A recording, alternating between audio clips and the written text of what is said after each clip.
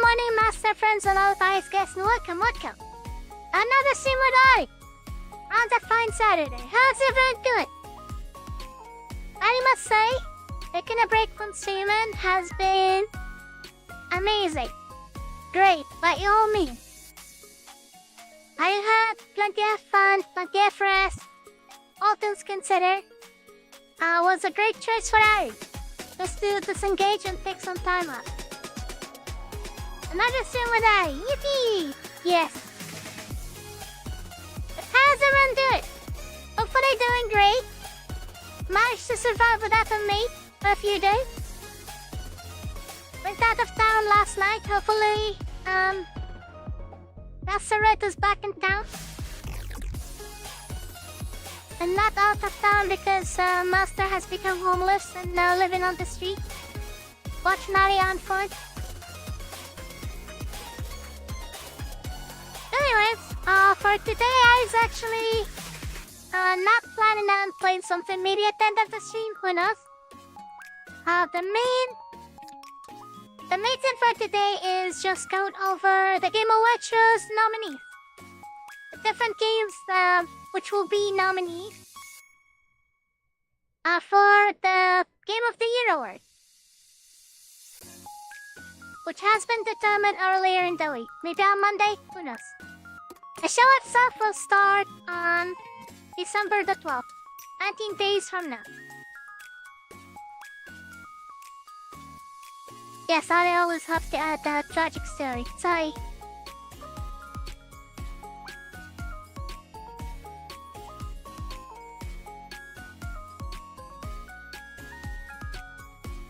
The games I is playing are all cool. Maybe. Depends on the person playing the games, right? Didn't I play a game I did not enjoy much? The Yohani one? The Yohani one was kind of meh for a game. Not really so great. But a bit boring.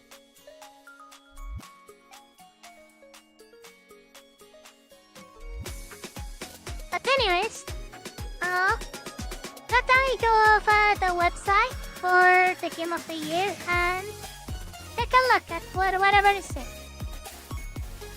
Sunnyvale 2 was very fun with all the privileges and different ends, yes. Sunnyvale 2 is definitely a gem, worthy of nomination. Now I did take a look at all the categories beforehand, and it seemed Sunnyvale 2 did make it on the list for different categories. So this is the main website. December 12th. Not sure what I is doing on December 12th. Might be in a party, might be free. To cover the event live, who knows? Let's see, nominees. The all categories. Start being disappointed. Game of the Year is the most supporting category here. Good morning, Ari. Good morning. So the nominees are... Feels like an odd bit. Maybe Ari's simply haven't been looking at the games enough. The only odd game here is probably Balatro, which is an indie game. Everything else here is a AAA game. And the first one is Astrobot, which is a PlayStation exclusive game, which honestly looks like plenty of fun. Plenty of fun, nothing too serious, just a casual adventure game with so many different mechanics in the game. But not really innovative by any means.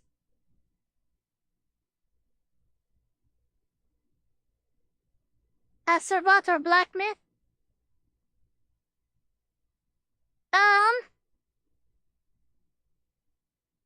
To be fair, either Elder Ring Shadow of the Entry or Black Myth Wukong will win the award.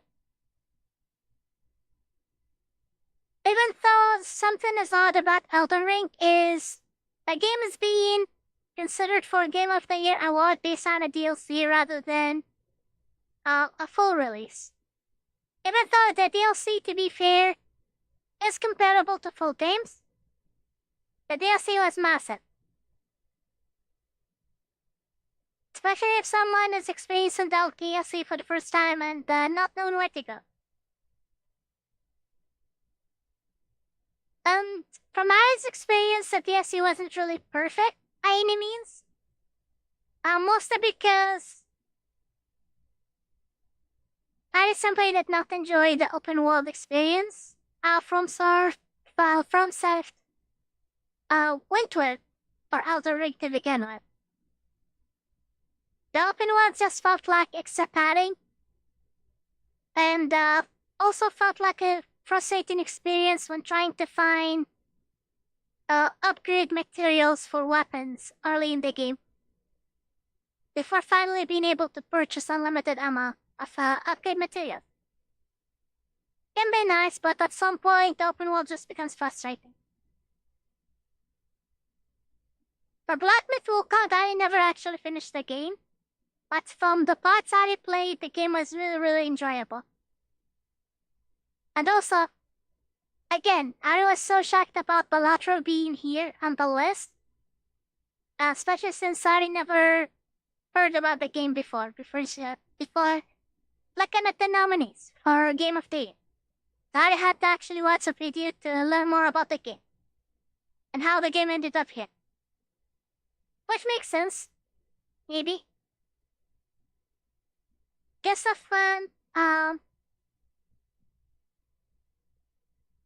fun poker game with some arcade gameplay added into the mix. What else? Final Fantasy VII Rebirth is a game I will have to play at some point. Mostly because from the original Final Fantasy games, 7 is the one I never played or experienced even once. Only experience is watching some clips of people playing the game, but never actually playing the game.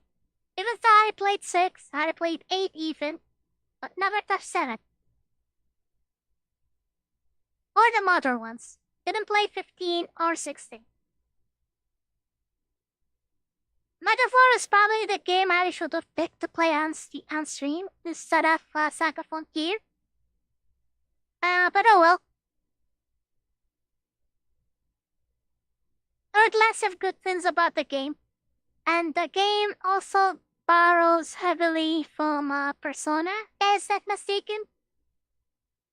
Which is appealing for the audience of the game. But yes, if I has to pick a game from the 6 games listed here, I will probably go with Black Myth Wukong, even though Elden Ring is second contender. The problem with the Astro Bot is the game isn't exclusive on the PlayStation. Hard to compare an exclusive game to games released on pretty much all supportive console. Even though, if I was not mistaken, Black Myth Wukong never got released on Xbox, right? The dev said something about an Xbox release not being a priority, so not really sure if the game eventually got released there or not. The game is available on PC.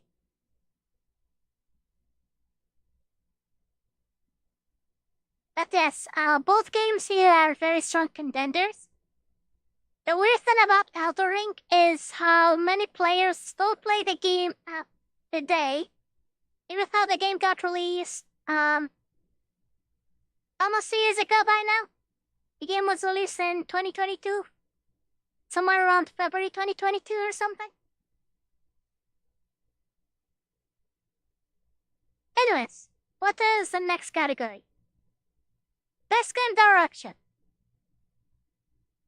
Bot, Balatro, Black Myth Wukong, Elden Ring, Final Fantasy VII Rebirth, and Metaphor. Again, the same listing from the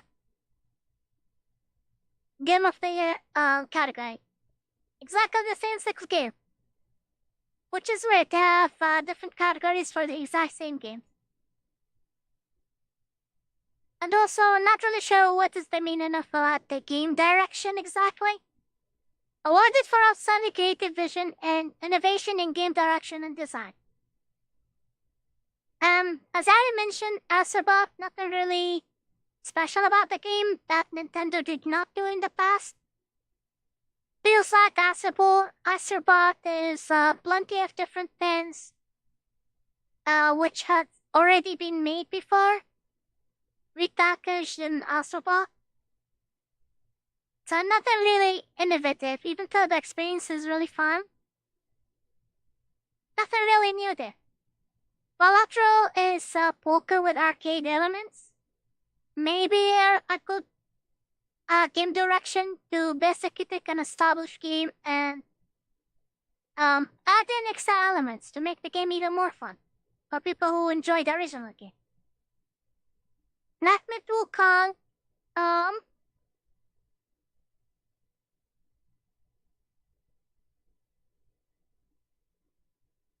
talking about the game direction, not really sure if a direction in a genre or what is even being referred to here.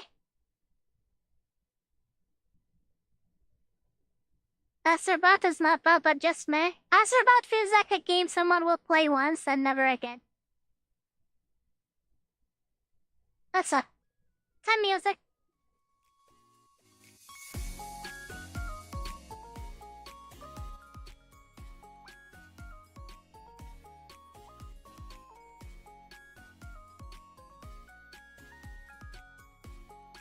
But yes, for Black Myth Wukong, the genre itself existed for a very, very long time. Just a typical action RPG. Naturally as punishing as a Souls game. So easier to approach. Boss fights can be very challenging or can be really trivial. And what makes Black Myth Wukong really shine is probably how really nice looking the game is. Really smart, really nice looking, and also the gameplay is very, very smooth. Feels like China's first really good AAA game. Which is mind-blowing. Elden Ring, game direction-wise, the game itself is really highly polished. Looks very nice. Game direction-wise, I really hated how the open world adds a game and make them progression a visualized experience, not everyone's experience. The open world just makes progressing a hassle, trying to figure out where to go next. Because the previous Dark Souls games did have branching paths where the player can choose which path they go to, which areas to clear, so not everything has to be done in order. But the player is guaranteed to get somewhere without ending up in basically a pointless empty area with useless loot, which is the majority of the open world in Elden Ring. Definitely the highlight of the Elden Ring experience is definitely not the open world. Part 7 can't really talk about the game, not even sure if the entirety of the game is now out, or is there some parts still missing. Not really sure. Metaphor, also another game I did not play or read much about besides the trailers I've seen. It looks fun. Hard to really tell which game is better in any aspect unless someone actually played all of the nominees, eh? Best narrative. Fantasy 7, Like a Dragon, Metaphor again, Senua's Saga. I played the first game. And if I was not mistaken, I replayed the first game on Discord, not on Twitch. And Silent Hill 2. Outstanding storytelling and narrative development in a game. So I cannot talk about most of the games listed here because the first 3 games I did not even play. I did not play Hellblade 2, but I did play the first one, and the way the game narrative works is exactly the same. The narrative in Senua's Saga is actually really well made. Lots of voice lines, the experience is very immersive, and that's just the first game. Not even talking about the second game, which definitely improved on the original experience. Just as the Tremor alone can demonstrate that. And also, I was just making it again to be on self to play it again. For Silent Hill 2, the narrative experience is not... doesn't feel very traditional.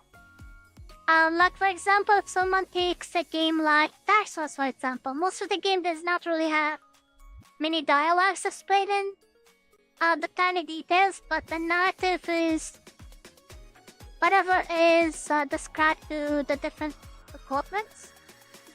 The players will gather whether an item is a key item or a piece of equipment like a weapon, armor, everything kind of comes with a description that tells a story about the universe.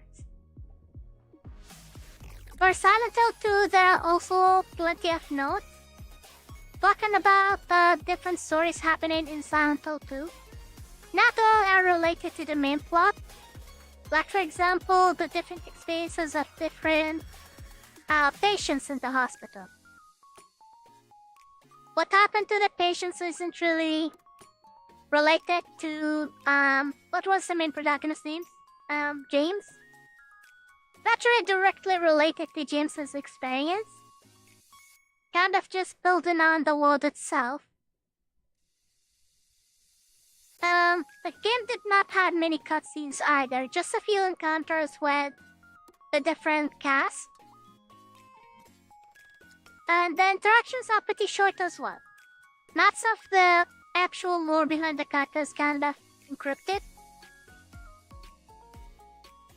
and not communicated directly. So many of the aspects of the game are kind of open to interpretation. What is really great about Silent Hill isn't the narrative as much as it is the atmosphere. So narrative-wise, if I had to pick one, we'll probably go with Senua's Saga, just from personal experience. None of the other games uses the same style of narrative as Senua's Saga. That's that direction. Azeroth, Black Myth Wukong, Elder Ring, Vtuber, and Neva. I never played Neva. And from the cover picture they're using, looks like the art is very simplistic. Visually appealing, of course. I'm not really sure if the lack of details is a plus. Especially compared to something with lots of details and quality like Black Myth Wukong. I'm not really sure. Azeroth is very simplistic as well. Again, aesthetically pleasing as well. But hard to compare something like Azeroth and Neva to other T games. Especially since each one has to use a style fitting for the kind of story the game's trying to tell. During Black Myth Wukong in Azeroth style will kind of make the game more comical than serious, or the serious tone that the game is trying to take. Elden Ring was really good, especially at the last boss. The last boss was really frustrating. The DLC's last boss was really frustrating. The original game's last boss is kind of just gimmicky. but Rodan in the DLC is brutal. Brutal to the point that the boss actually got nerfed after the game got a few patches.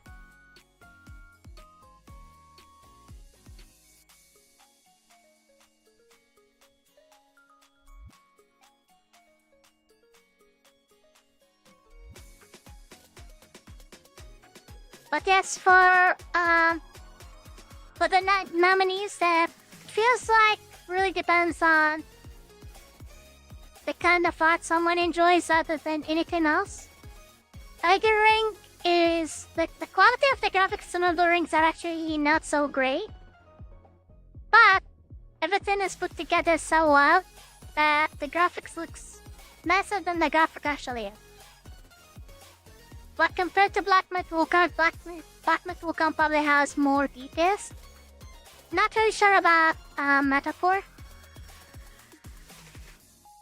Metaphor is probably less detailed. Still nice, but less details than the realistic direction Black Myth Wukong and Elden Ring are both tried to achieve. Okay, next one. Let's go in music. Astrobot again. Astrobot has been nominated for pretty much everything. Baby Son is trying very, very hard to push an exclusive into the mech. Final Fantasy music is always great. Doubtful anyone will disagree. Metaphor, no idea about the music. Silent Hill 2, the music there is just amazing. And for the remake, the developers actually brought in the original composer for the game. That's why the music just sounds amazing. For Subblade, same issue with being an exclusive on console. I heard lots of great things about the game and want to try the game on PC. And like for music-wise, when Nier got released, the music was also phenomenal and amazing. Even though the gameplay for Nier Automata was not so amazing. Not like the gameplay itself or the combat is the weakest element of the game. Otherwise, everything else was amazing. But yes, music-wise, I would go with Silent Hill 2. Just because without the music, Silent Hill 2 will not even be as fun. Okay, next category. Best audio design. This is a hard pick. Because both Senua's Saga and Silent Hill 2 rely heavily on sound. But for Silent Hill 2, a lot of the atmosphere building up to a boss fight, for example, or making the area feel scarier than the area is I just having random sound happening all the time. We make everything feel more intense. The same thing is true with Senua's Saga as well. At least in the first game, I was basing all of I's experience with Hellblade 2 based on the first game. And the sound design there was also phenomenal. Many of the complaints about Hellblade, at least the first one, was how primitive the combat feels after a while, because the first game only had about 4 to 5 different enemies to fight, and the player has to fight the same kind of enemies over and over again, with a few bosses every now and then. But otherwise, the sound itself was also great. That's about Call of Duty being here. Feels like the odd one. Out of all the games listed, Call of Duty feels like the hard one. Even though sound is very important, but can't think of anything except gun sounds. Phenomenal gun sounds, more than realistic. Best performance. Luke Robertson, assuming Luke Roberts is the one who voiced James. Not really sure what kind of work everyone did. Melina is probably the voice of the main character in, what's the game? Senua Saga. Probably voiced Senua. The other ones, no idea.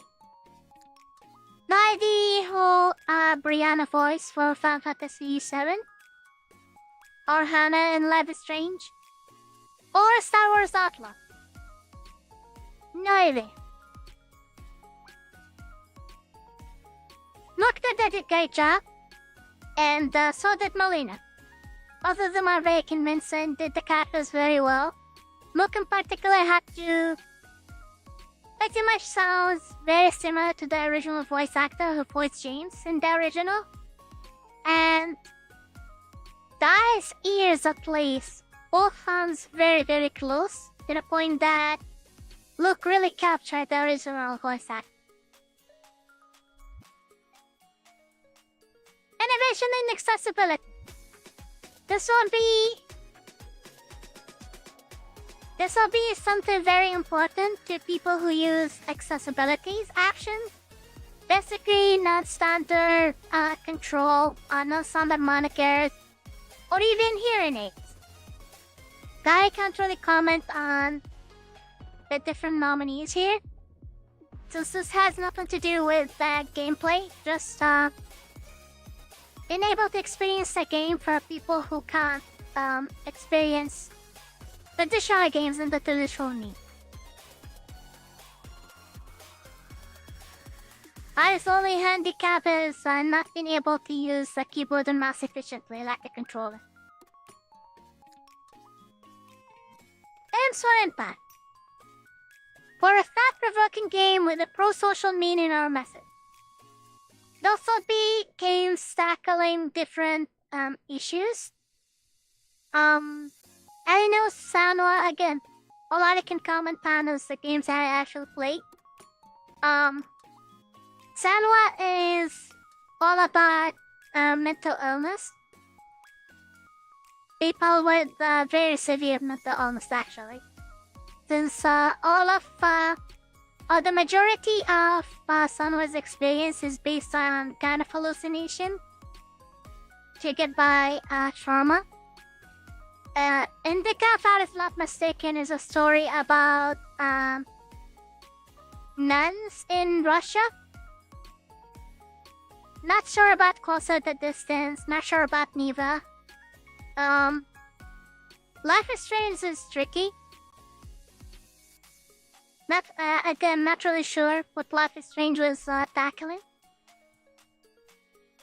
Never heard about this game till Tales of Kinzira.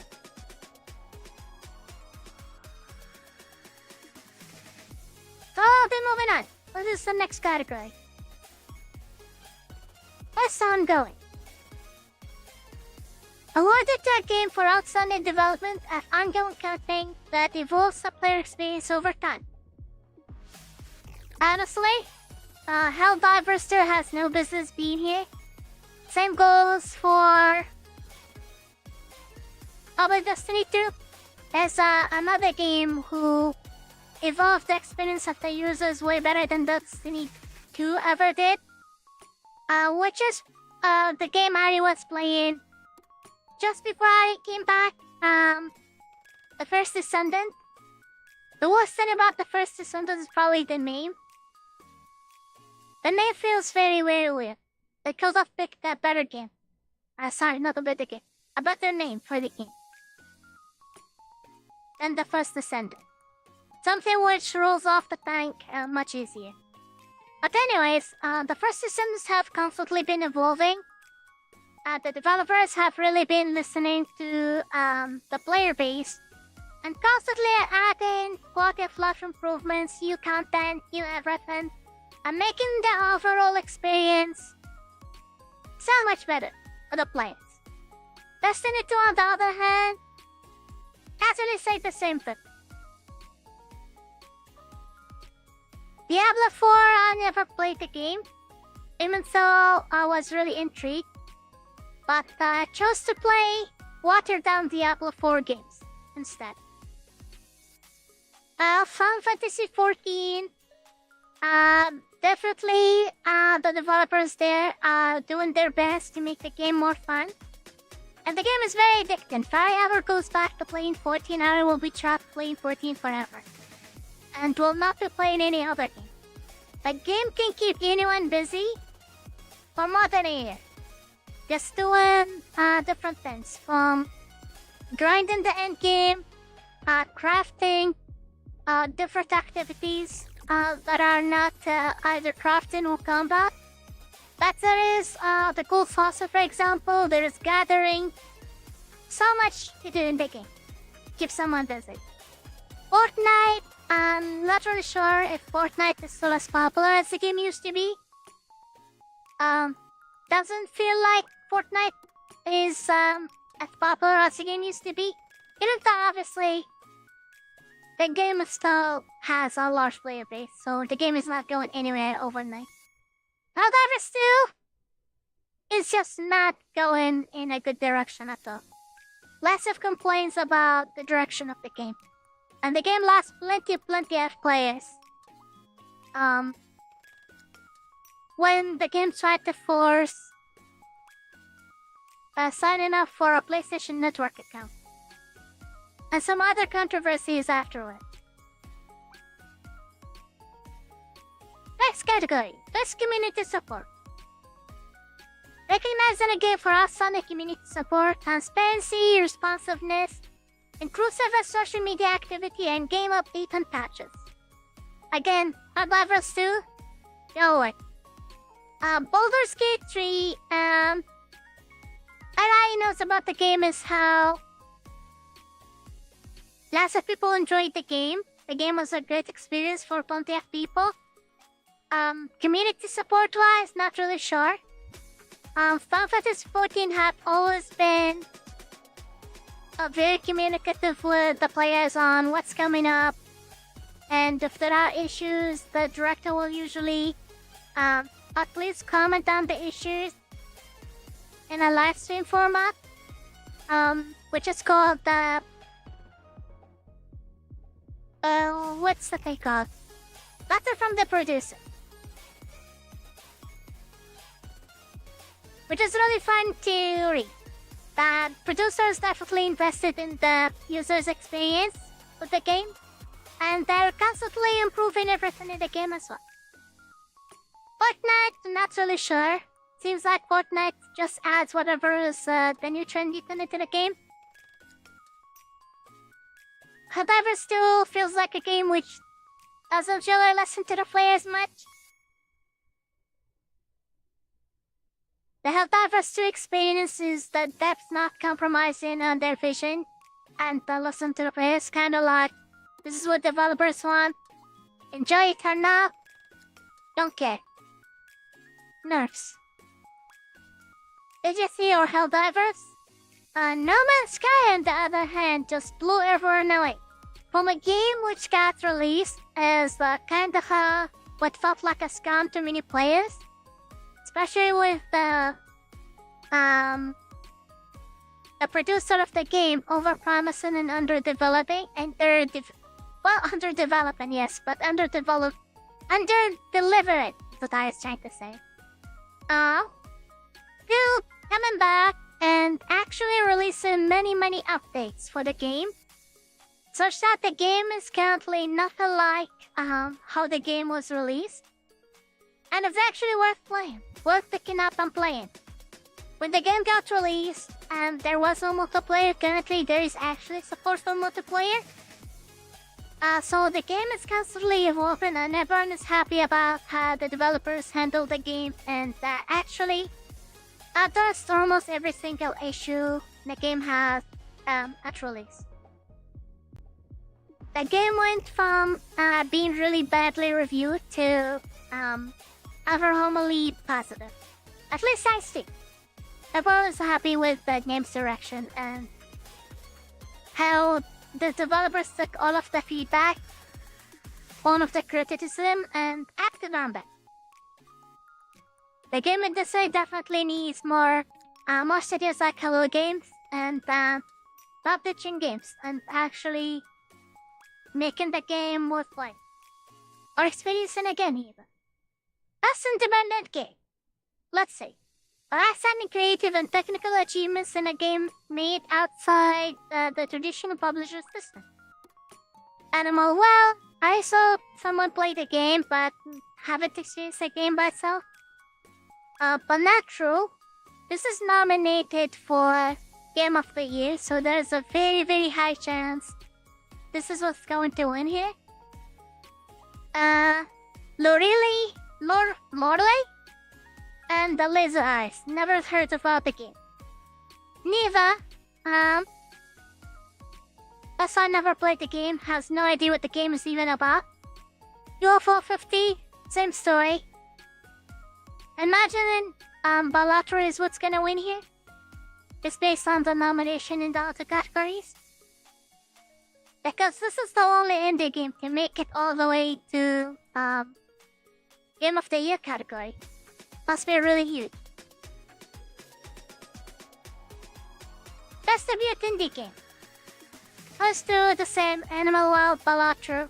That's again Balatro's father is gonna win here. Mother Lords is a huge game, if I'm not mistaken.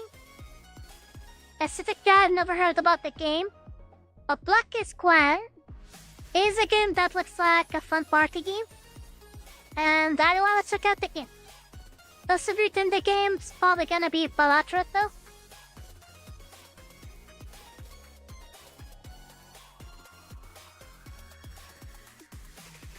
Best mobile game.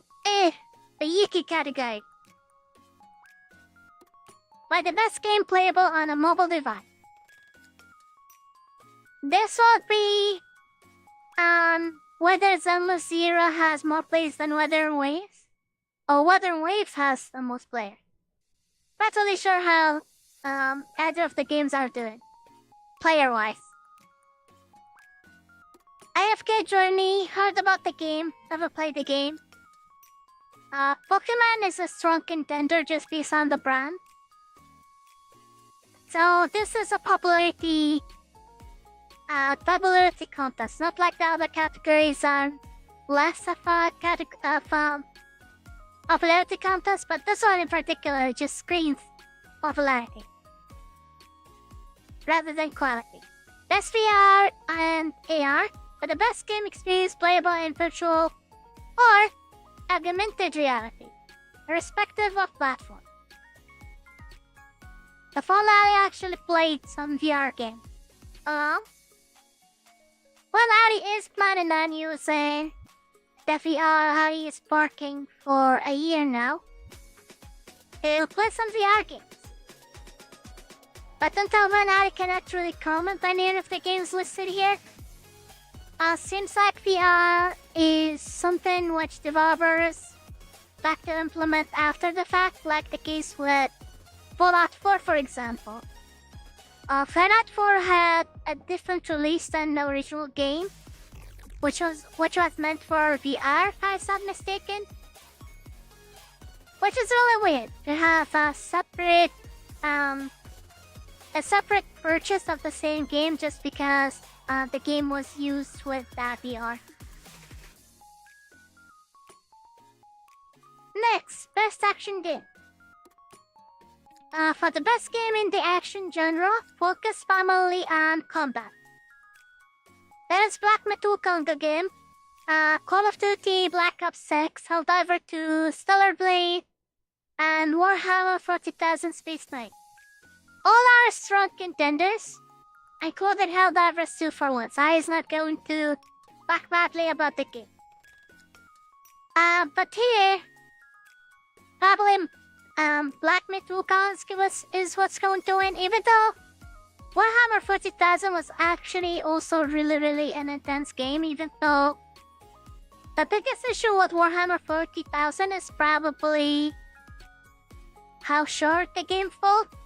There is not really much content, even though the little content the game offers is very high quality, very polished. Starblade, no idea. Bloody actually plays the game. never refuses to watch anyone play the game. However, still, the gameplay loop is very, very repetitive, but there are people who enjoy that. Call of Duty, again, not sure.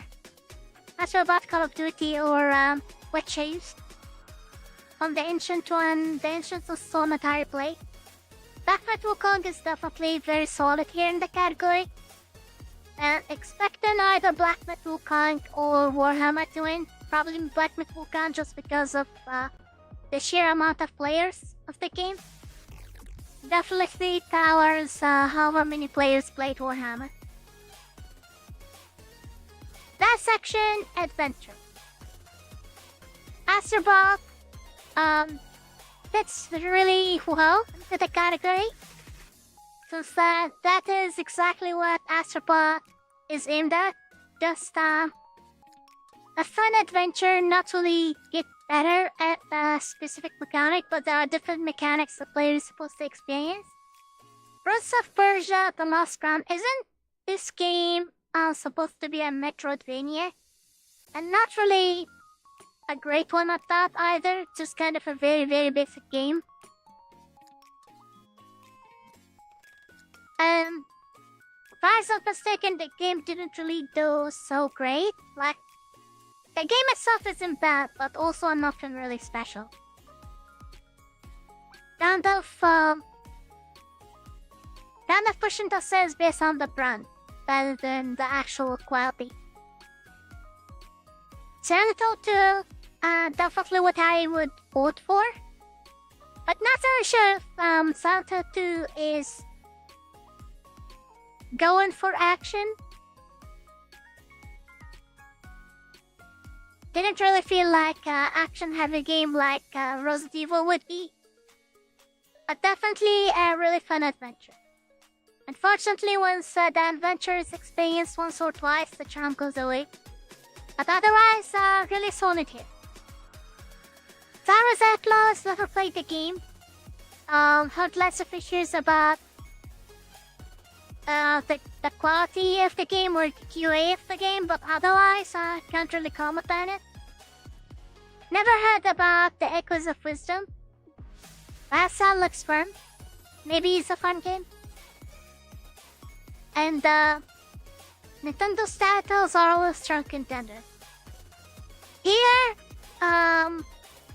seems like anyone could win. Besides Prince of Persia, would be very, very surprised if Prince of Persia got picked. Best RPG. But a best game design with rich player character customization and progression, including massively multiplayer experience. Dragon's Dogma 2 is a fun, disappointing experience, is how to sum up the Dragon's Dogma 2 experience. And lots of people commented on how Dragon's Dogma 2 felt like a step behind compared to the first game, even though the first game also suffered similar issues initially, which were fixed with the DLC. However, he said the developers should have learned with what made the first game successful and not release Dragon's Dogma 2 in the state the game was in. And that is biggest issue with the game is how mundane and boring the open world is.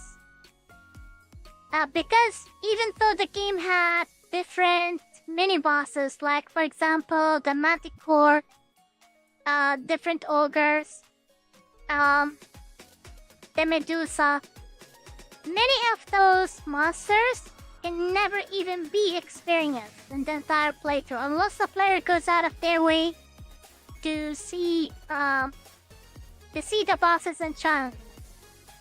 Otherwise, all the players gonna be fighting are the same goblins over and over again, and the same two mini bosses, which can be encountered commonly over the majority of the open world, which is very, very frustrating and boring. There is really nothing very challenging in Dragon's Dogma 2, and also unless the player goes for a very particular ending, There's a large portion of the game the player could have skipped and never experienced, including unique content. For Elden Ring side of the entry, that will always be a solid contender here. Definitely solid action RPG. Alpha 7, same thing. Like a Dragon, not really sure. Seems like the weakest entry here. Metaphor, also not sure, but because Metaphor is kind of a Persona clone, will be a good contender as well. Since Persona is one of the strongest RPG entries. But yes, the weakest one here is probably Dragon's Dogma 2 and Like a Dragon. Best fighting, but the best game design primarily around head-to-head combat. Multiverses here feels very weird and very odd compared to all the other games listed. From here, if I am not mistaken, Marvel vs. Captain Fighting Collection Arcade Classic is just a bundled up older games. While everything else here is actually new and original.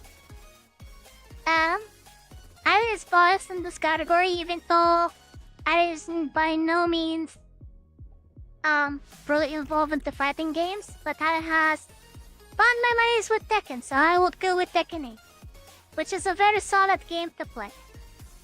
The only bad Tekken game I would never recommend is probably Tekken 4, because the directors decided to be innovative and added really weird arenas with weird collisions causing the game to break all around, so the game was not very balanced at all. There were lots of bugs and issues, but the other games played just fine. Is there a fighting game with some mates? Well, not here, apparently. If I was not mistaken, the Capcom's Fighting Game Collection does not have a main character either. Maybe in Grand Blue? Who knows? Definitely not Dragon Ball. Best Family, Astrobot, Princess Peach, Showtime, Super Mario Party, and Legend of Zelda. The Plucky Squad. Three of the entries here are Nintendo games. Nintendo is definitely going after the family experience over anything else nowadays. And if I had to pick one, I would probably go with Astrobot or Super Mario Party. From here, I imagine Super Mario Party is what's gonna win. Family experience. Since not really sure if all the games here are multiplayer games. Is Astrobot a multiplayer game? Same goes with Princess Peach, Showtime, and Legend of Zelda. The Plucky Squire, if I was not mistaken, is a multiplayer game. Super Mario Party is definitely, just by the name alone, is a multiplayer game. But yes, expectations, Super Mario Party to win. Could be Astrobot as well, who knows? But definitely not Princess Peach Showtime. Each can win by proxy, the Super Mario Party. Best Simulation Strategy. Best game focused on real-time or turn-based simulation or strategy gameplay, irrespective of platform. Easy win for Age of Mythology Retold, even though the game is a remake of an older game, which came out either in the early 2000s or late 90s. Not really sure. One or the other. Frostpunk 2, I never played the game, but I know people who did play at least the first game. Second game turned out to be not as great. The focus of the game kind of shifted from the focus of the first game. Never heard or played Kunitsugami. Never heard or played Manor Lords. Well, heard about Manor Lords, but never played. Unicorn Overload. A vanillaware Sega Atlas game. Definitely would like to check out what the game is about, especially since vanillaware usually releases really high quality games with really pretty graphics as well. Don't know anything about these games? From the list here, Ari's expecting Age of Mythology Retold to be the winner, just because this game series is very massive. There will always be people playing this game, and the player base for this game alone is probably more than all the other ones combined. Because again, the Game Awards show is kind of a popularity contest more than anything else. So whichever game has the biggest player base behind it will definitely be the winner, regardless of the actual quality of the game. Best Sports Racing. I will do everyone a favor and just skip to the next category. Who cares? Best Multiplayer for outstanding online multiplayer gameplay and design, including co-op and massive multiplayer experience, irrespective of game genre or platform. Call of Duty Black Ops probably is a very good contender here. And definitely people buy and play Call of Duty for the multiplayer experience rather than the single player experience. I haven't truly known 80% who buys Call of Duty for the single player experience. Helldivers 2 is only multiplayer, can't be, well, possible to play solo, but anyone who plays Helldivers 2 for the solo experience is playing the game wrong. Super Mario Party, definitely all about the multiplayer experience unless someone enjoys playing against CPUs. Tekken 8 feels very weird to have here because Tekken 8 is just a fighting game, and all fighting games have multiplayer experience. Or at least very standard to have multiplayer in fighting games. There is nothing about multiplayer in Tekken 8 which will be unique. Well, maybe the level of customization. Tekken 8 goes above and beyond when it comes to customization, so maybe there's a point here. Warhammer 40,000, not really sure if the multiplayer is... Well, people are definitely playing the game for the multiplayer experience, except without enough content, the game kind of falls short. So if the game isn't really a fighting game like Tekken, for example, where people will play the game for the challenging aspect rather than the content, because the content will always be the same, but the experience is going to be different. But for games where the player is only fighting against AI, hard to say. But doesn't Space Marine 2 also have PvP? Not really sure if the PvP scene here is really big. So maybe there is that. The weakest one in the bunch here is probably Tekken 8 and 40k. As much as Ari hates Helldivers 2, they're appropriate to have Helldivers 2 in this category in particular. But the winner is probably going to be Call of Duty here. Best multiplayer, just based on the sheer amount of players. Even people who never play games for some reason come and play Call of Duty. And then sells their Xbox on eBay. With the only game bundled, the latest Call of Duty. Best adaptation. Recognize an outstanding creative work that faithfully and authentically adapts a video game to another entertainment medium. Arcane, I had no idea. Fallout was a joke, definitely not Fallout. Wait, no, Fallout is actually not a joke. Fallout was great. The one which was a joke was not Fallout, but Borderlands. Borderlands, the movie, was so bad that I has no idea why Gearbox thought it was a good idea to even make the movie in the first place. Knuckles? Wait, there's a movie for Knuckles? besides the Sonic movie. Like a Dragon did not know there was a movie. Tomb Raider saw lots of people complaining about how Lara Croft looks in this show, but don't really see anything right with the way Lara Croft looks. Looks normal. Sonic movie heavy? Well, the Knuckles movie. Not the Sonic movie. Wondering why Knuckles and not Sonic? Was Sonic not this year? Was Sonic last year?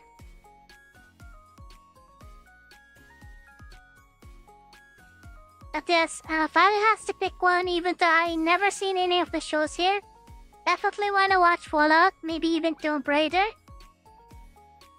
Will probably be voted for Fallout just if the show actually managed to capture the world atmosphere and the lore perfectly. I will definitely go with Fallout just because everything about the world of Fallout is really fun and engaging. Tomb Raider, I'm not really sure. When was Castlevania season 2 or 3 came out on Netflix? Castlevania should have been here as well. Really fun. Knuckles is the best. He deserved the Nobel Prize of Perfection. Yes, the prize. Empty your wallet. Give me your Nobel. Most anticipated game. Recognize an unannounced game that has demonstrably illustrated potential to push the game in medium forward. Death Stranding 2 on the beach, Ghost of Duty, Grand Theft Auto 6, Metroid Prime 4 Beyond, Monster Hunter Wilds. I'm not really sure if any of those games is pushing the medium. It's like the same previous experience but with shinier look. Unless I is mistaken, like nothing Monster Hunter Wilds is doing is innovative by any means. Everything has been done so far. Nothing is completely new. Death Stranding 2, Kojima usually surprises everyone by doing something crazy, so maybe there'll be something innovative in the medium. Who knows? And again, Kojima Kando's making his own genre at this point. But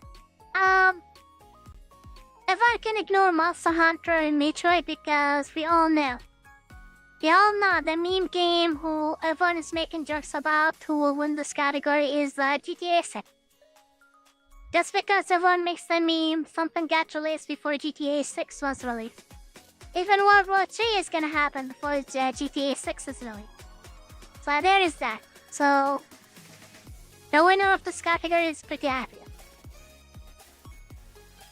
Content Creator of the Year. Where's Aria? It's not even here. Oh, Picora. Well, hoping Picora will be the winner here. Not by Seto. Not by Star Wars Bunny. Or VTubers. Best eSport game. Counter-Strike 2, Dota 2, League of Legends, Mobile Legends, Bang Bang. Nice name. Valorant. No idea. It's not part of the scene at all, so I can't even comment. And, any of this.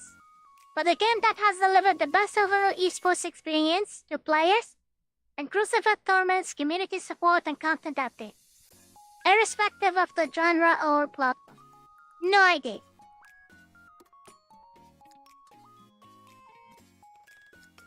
The game which I sees most VTubers play is probably Valorant on the list, followed by League of Legends. Haven't seen anyone at all play Mobile Legends Bang Bang. Never even heard about the game. The best esports athlete, again no idea. I was never involved in the esports aspect. I will just be voting for the cutest one, I guess. Best esports team. Same story. Player voice. This will be, God 20 nominees vote for 10, and opens on December the 2nd. Maze is so cute, maybe. Opens December 2nd, so in about 2 weeks, less than 2 weeks from now. And the within will be eliminated all the way down to 500 nominees. And one thing I was a bit disappointed in with the categories here is there is no category for games in development, like early access games. Especially since I has been addicted to games like Abiotic Factor, for example. The game is not out yet, and I already placed over 100 hours into the game. Over 109 hours. And the Abiotic Factor. Technically, I played the game twice because I played on a hosted server, not a dedicated one, and on the dedicated server I rented to play with the community. And this game is not out yet. The game is still in early access. Uh-oh. Long loading screen. Internet today is playing tricks. Or Steam is very slow. One or the other.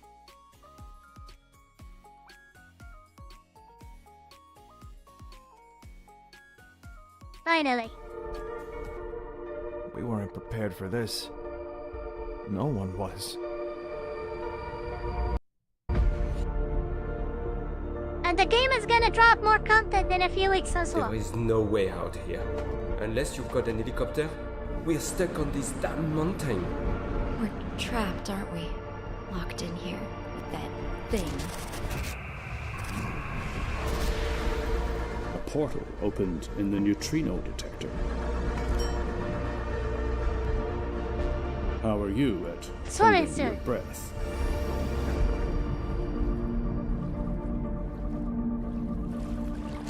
I've seen something in the water, I think. An unkillable monster. I even hear the gatekeepers have a way out somewhere in those depths. The game does have some unkillable monsters.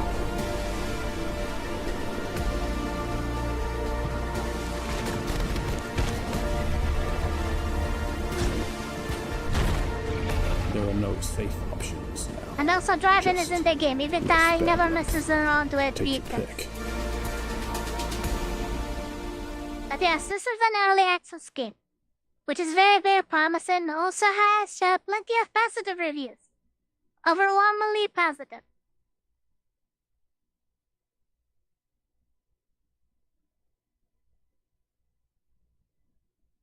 But as is in early access, Goalkeeper did come out of early access, so I haven't qualified anymore. But otherwise, Goalkeeper is a very fun game as well.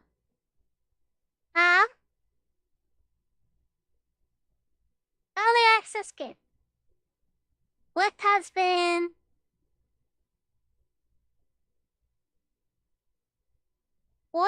released this year in particular in early access?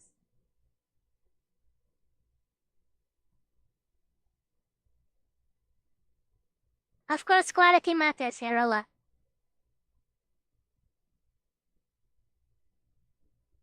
Erota is kind of a very primitive game. Recently had a major update. Just 3 days ago. Major update. I haven't played the game, yet to experience the update. But otherwise, this game is pretty fun because the core of the gameplay is the character is running a bakery, and all the material for the bakery is gathered by going into a dungeon and fighting different enemies and collecting different items from the dungeon itself. And the game does encourage exploring the different dungeons and not just one, because not all of the materials can be found from one location. And there are bosses as well at the end of each dungeon. But yes, maybe too early for this game. I did put in almost 7 hours playing this game. Progression is kind of slow. There's a lot of grind. Hopefully the developers will improve on the experience, but otherwise the concept itself is pretty solid, pretty fun.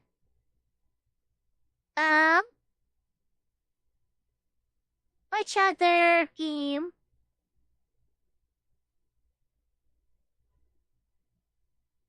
That is an early access.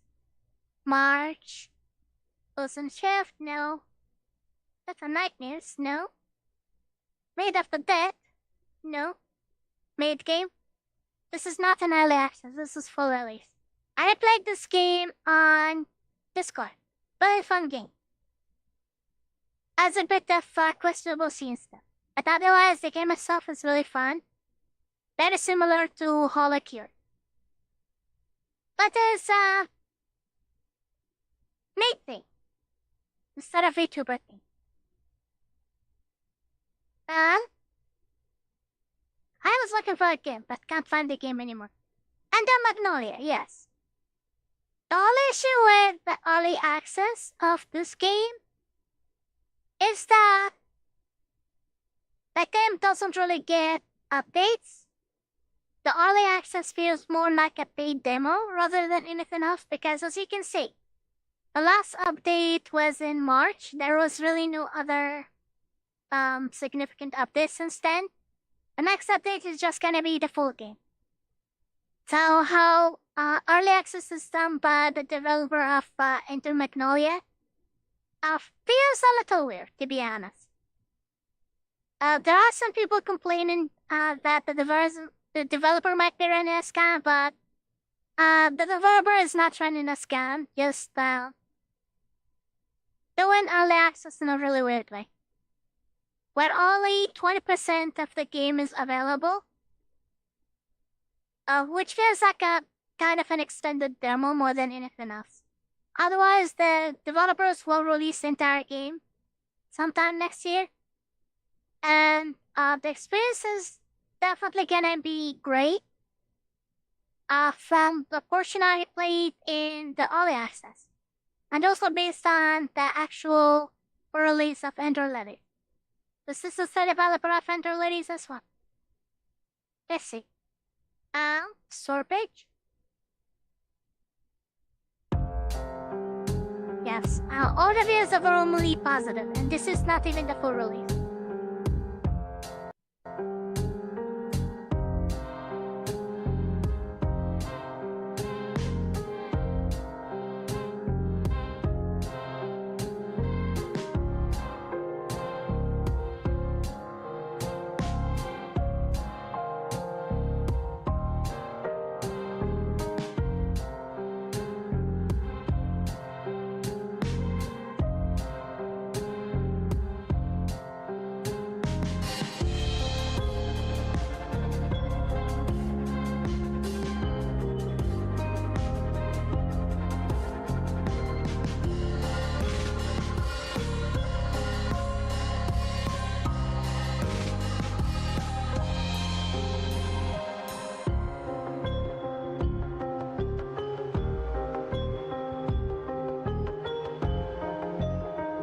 The music in these games are also really nice. It's really appealing, and the sound is also really great. Really enjoyed the soundtrack from Ender Lilies. And this game is all about robots or homunculuses. Homunculi? What is the plural? Neither. Homunculi, yes. Unlike the first game where the game was all about what felt like mythological creatures, this game mixes in also robots, or whatever the reason, since this is happening in the same world as Ender Lilies, but many years afterward. So, the White Priestess is referenced throughout the game. Okay, developer, hot glue. Dead Ender Lilies and working on Ender Magnolia. This is very old, probably not very popular game.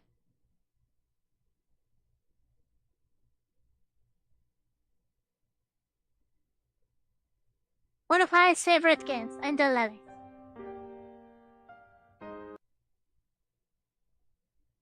If I had to pick a game of the year in 2021 would have been Ender Lilies.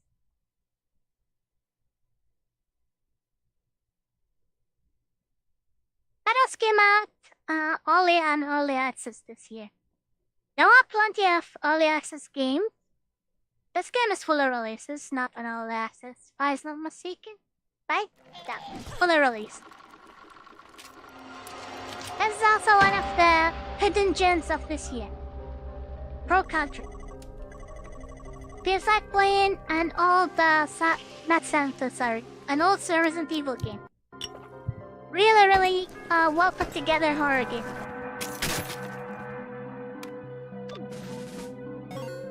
If the developer decides to release a part 2 or something similar in the same style, I will definitely be buying and playing. Because this was very entertaining. And even though everything looks not so detailed, the experience is very tense. Playing this game is very scary, as the atmosphere is also very scary because the creatures keep on showing up over and over again with more progress. More progress means enemies will respawn, and the enemies will also be more dangerous.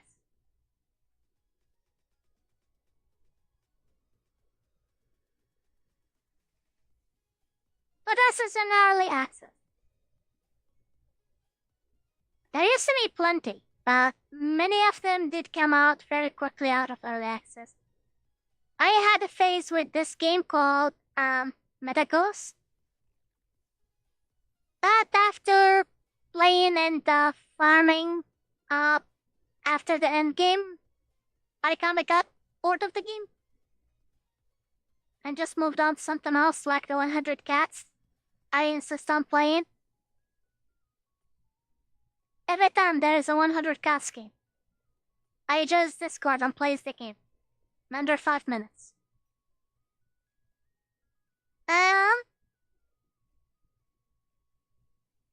That feels like pretty much it, right? There's really not much else. And so, this brings us to the end of the coverage of the Game of the Year nominees. And also, probably the end of the stream. So I will be stopping here. Thank you everyone for joining, and we'll see you some other time. Take care. Bye-bye.